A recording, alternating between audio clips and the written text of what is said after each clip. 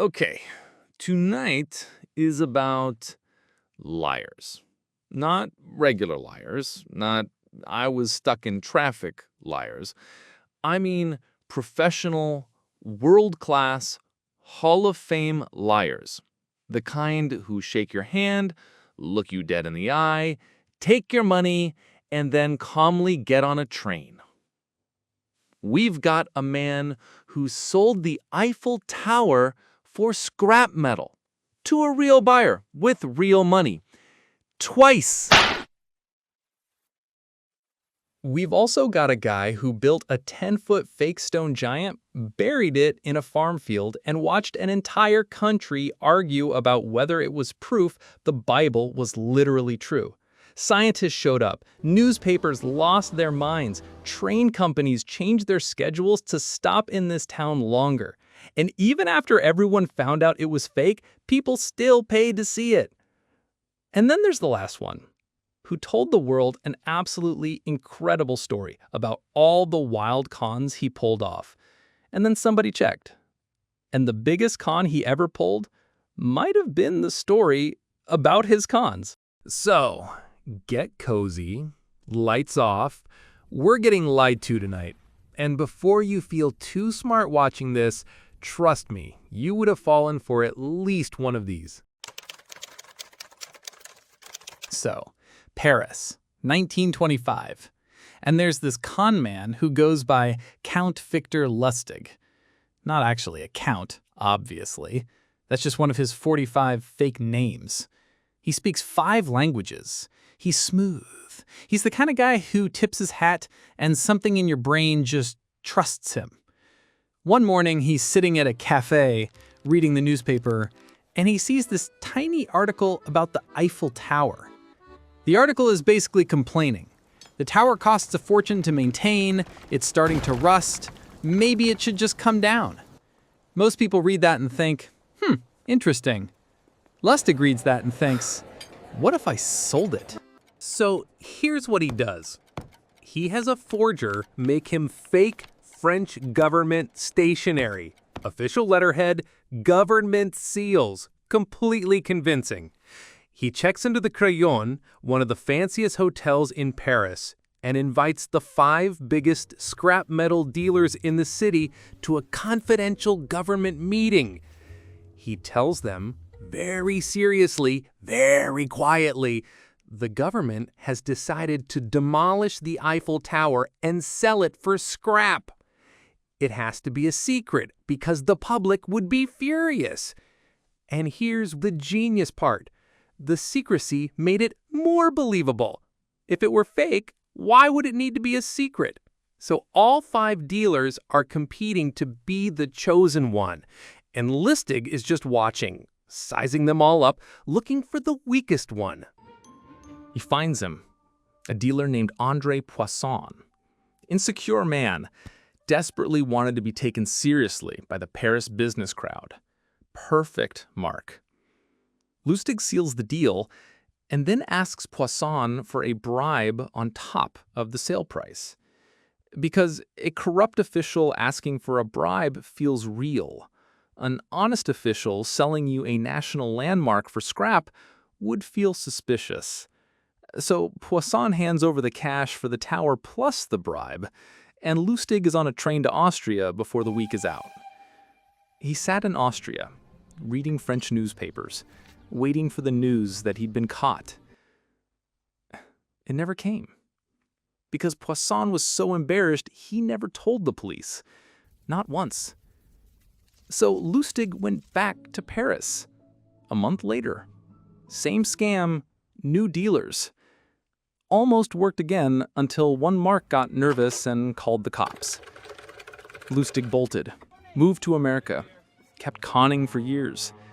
Sold a fake money printing machine that took 6 hours per bill, which gave him 6 hours to disappear. He allegedly ran a con on Al Capone himself. Eventually caught running a counterfeit money operation, sent to a famous island prison. On his death certificate, the clerk wrote down occupation, salesman. Which, honestly, kind of perfect. Okay, story 2.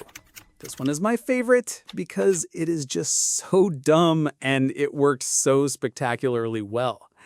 It's 1869, upstate New York, a little farm town called Cardiff. 2 guys are digging a well behind a barn, and about 3 feet down, their shovels hit something hard. They clear the dirt, and it's a foot, a massive stone foot.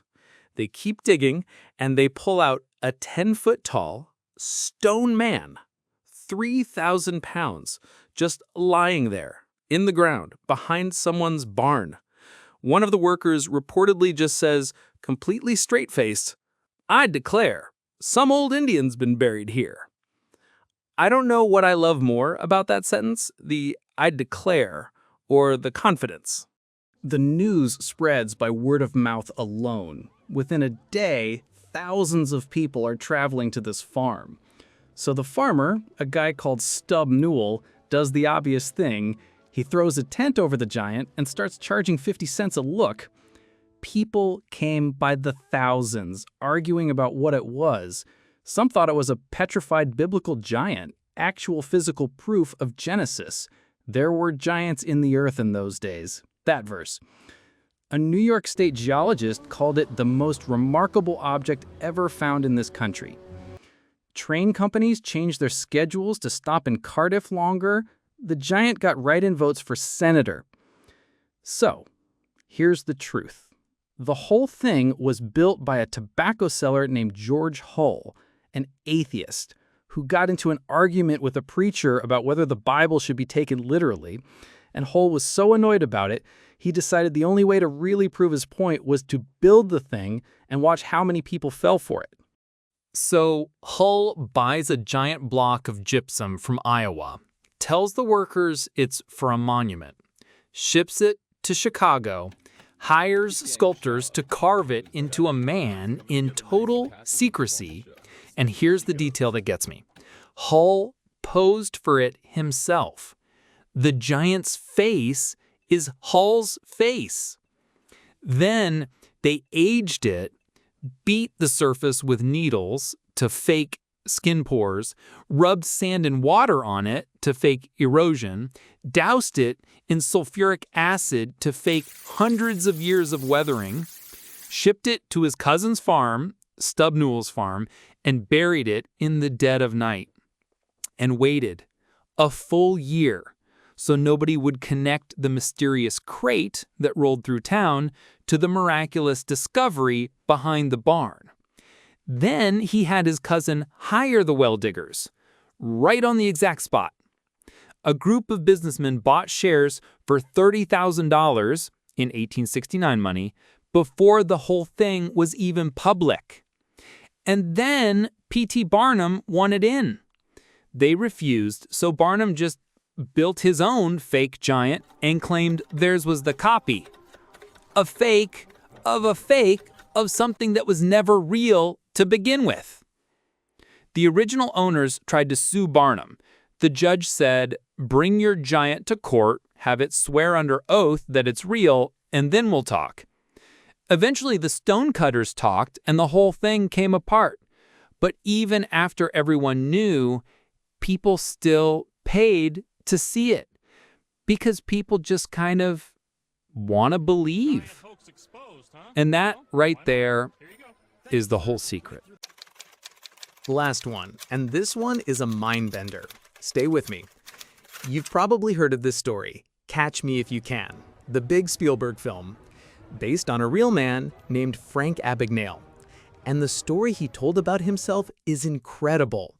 He claimed that between 16 and 21 years old, he pulled up these insane cons. He said he impersonated a pilot for a major airline and flew all over the world for free. He said he posed as a doctor, supervised real hospital staff for over a year. He said he faked his way into practicing law, passed the actual bar exam. He said he was a college professor and cashed $2.5 million in fake checks across 26 countries while the FBI chased him the entire time, all before turning 21. He turned it into a best-selling book, talk shows, then the film. He built a whole career consulting on fraud prevention, charging $20,000 or $30,000 per speaking appearance. And then journalists started checking. And the numbers don't work. For most of the years he claimed he was globe-trotting as a fake pilot, he was actually in prison. One researcher worked out he was only free for about 14 months in that entire window. To cash all the checks he claimed, he would have needed to cash around 40 fake checks every single day. The pilot story? Real records suggest it was weeks, not years. Different airline than he said. The bar exam? No record he ever passed it. The professor position? Investigators couldn't find evidence. And then, in an interview, he kind of admitted it. He said, I'm quoting, "I was a doctor for a few days, a lawyer for a few days, and the book, it's like I did it for a year." And then he went right back out on stage and told the big version for decades at every talk. So think about what that actually means. His most successful con wasn't the fake checks. It wasn't the pilot uniform. It was convincing the entire world that he was a legendary master con man. He ran a con where the product being sold was himself, his own story.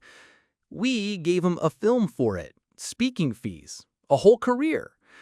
The lie about the lies was the real masterpiece. So, 3 of the greatest liars who ever lived. A man who sold a landmark he didn't own twice and only got away because the victim was too embarrassed to call the police.